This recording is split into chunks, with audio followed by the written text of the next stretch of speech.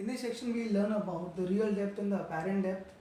I have already told you that one of the consequences of the reflection of light is whenever we look into a pool of water, the depth of the pool seems to be raised. That means whenever an observer is situated in the rarer medium, he finds out the depth of the pool seems to be raised, and whatever depth he appears is called as the apparent depth, and apparent depth is always lesser than the real depth.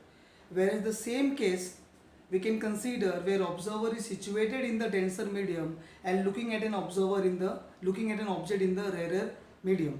So let's study it in terms of refraction of light, and here we just need to find out the relationship between the real depth and the apparent depth. We don't have to derive this formula.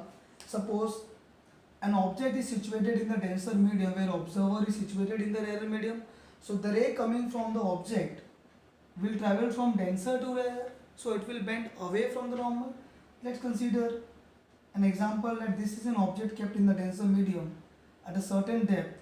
So the ray coming from it will travel towards the observer, and while going towards the observer it is changing its medium, so it will bend away from the normal. So for observer, this ray seems to be coming from this position, because from this object multiple rays will come out. One of the ray will also come out perpendicular to it. So we can say this ray for observer situated over here, this ray seems to be coming from this point. So this is the object I, this is the image I, this is the object O and image I. So this is called as the real depth. But for observer, the object seems to be at I, and this is called as apparent depth, and this distance by which the object has raised is called as the shift. So there is a direct relationship between the real depth and the apparent depth, but only when observer is situated in the rarer medium. Here refractive index, that is mu, is directly equal to real depth upon apparent depth. You can directly write this relation, no proof required. You can also use it to find out the real depth and the apparent depth as well as the value of mu in the numericals. If I talk about shift, the shift is the difference between real depth and apparent depth. So what is the value of apparent depth over here? If I shift this apparent depth, it will be real depth upon mu. So it will be real depth minus real depth upon mu. So if I take real depth common, shift ka value will be real depth 1 minus 1 by mu. This is very important relation for numerical, that shift is equal to real depth 1 minus 1 by mu. So finally if I write that mu ka formula, it is real depth upon apparent depth, and shift ka formula will be, come on tell me, real depth 1 minus 1 by mu. And what if the observer is situated in the denser medium? Suppose an observer over is here, an object is here. So a rays coming from the object will definitely travel from rarer to denser, so it will move towards the normal.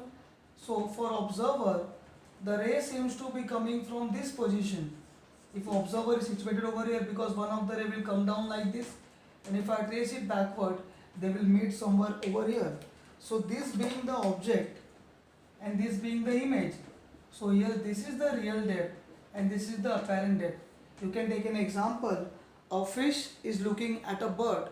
So for fish looking at a bird, the bird will appear at a distance more than the actual distance. That means the apparent distance of the bird from the sea would be more than the real distance. Here the formula is exactly opposite. Again, no derivation required. Here mu ka value will be apparent depth upon real depth. So apparent depth ka value will be mu times the real depth. Only in special case the numerical will be asked. And if I talk about shift, so what is the shift? This distance is called as shift, right?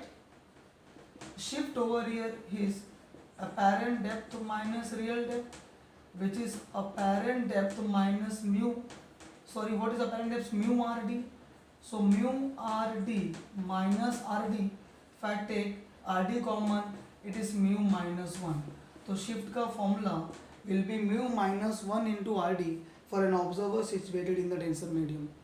So we have got two formula, and if I tell you the factors on which the shift depends, the shift This shift is directly proportional to real depth. Definitely greater the real depth, greater will be the shift. And here you can see that it is 1 by mu.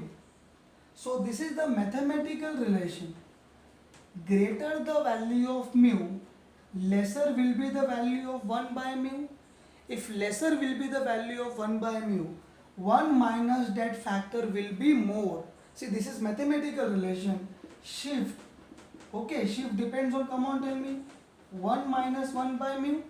If mu is greater, 1 by mu is smaller. If 1 by mu is smaller, 1 minus smaller will be the greater value. So shift in short is directly proportional to refractive index. So it has to be inversely proportional to wavelength. So remember, shift is directly proportional to refractive index and inversely proportional to wavelength.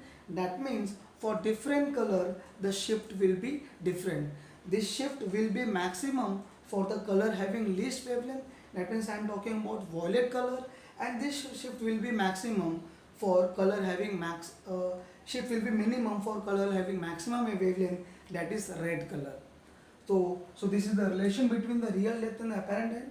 And if I talk about some consequences about refraction of light, so every time in every explanation, to get full mark, that means to get 2 marks, okay, you have to write a specific reason in the explanation.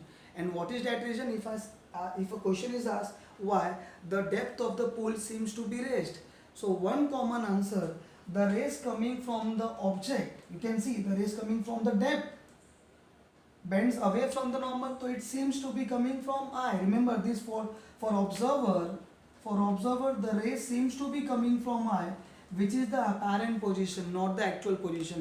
Here every time you have to write, since the rays coming from the object seems to be coming from its apparent position, because it bends away from the normal and depth, and therefore the depth of the pond seems to be raised.